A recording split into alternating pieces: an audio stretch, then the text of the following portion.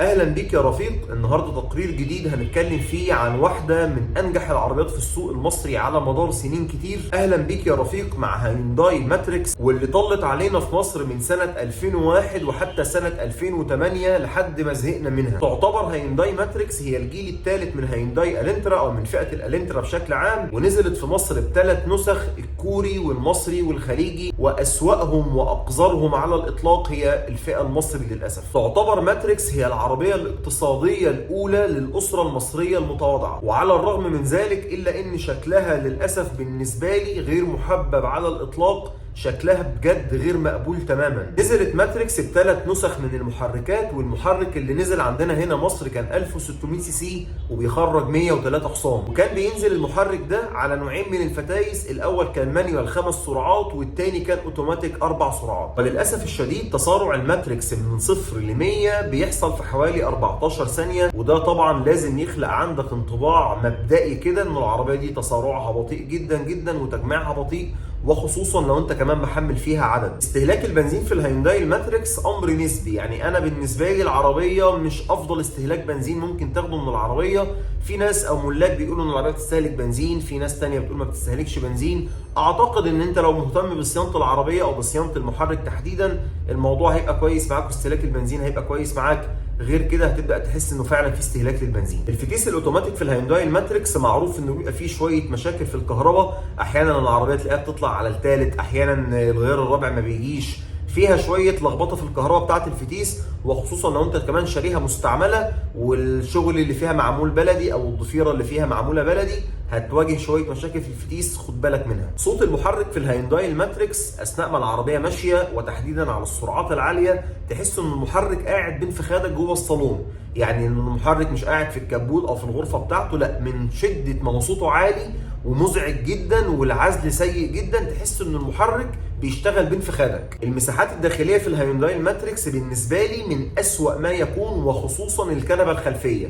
انا شخصيا جربت اقعد في الكنبه الخلفيه للماتريكس، لقيت نفسي او رجليا او فخادي عامله زاويه 90 ومش عارف اتحرك اكتر من كده.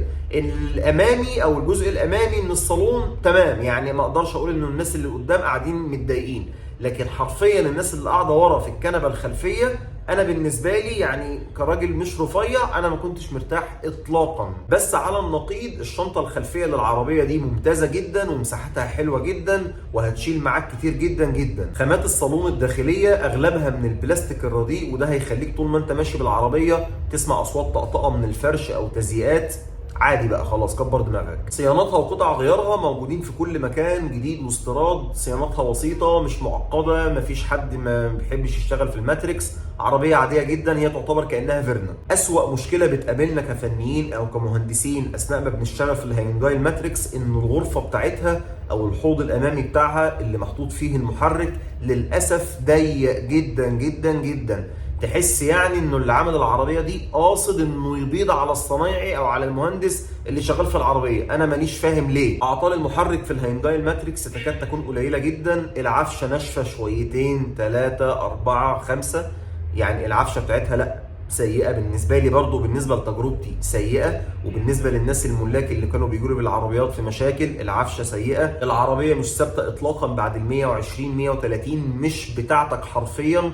ويا ويلك يا سواد ليلك لو جربت تاخد بيها غرزه على 120 العربيه حرفيا ممكن تتقلب منك. سامع بقول لك ايه؟ ممكن تتقلب منك. ما تغرصش بالعربيه دي فوق ال 120 130 والله هتتقلب منك. صاج الهيونداي الماتريكس للاسف ضعيف جدا، ومع اقل خبطه لا قدر الله بتروح في 60 داهيه. الامان فيها زي الزفت، 2 ايرباج واي بي اس، يعني الموضوع مش اكتر عربيه امنه.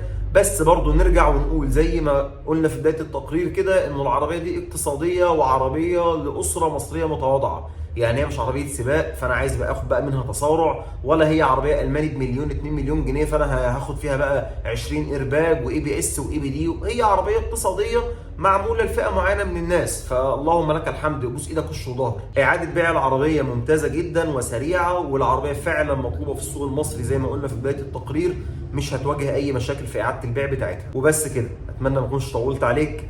سلام عليكم.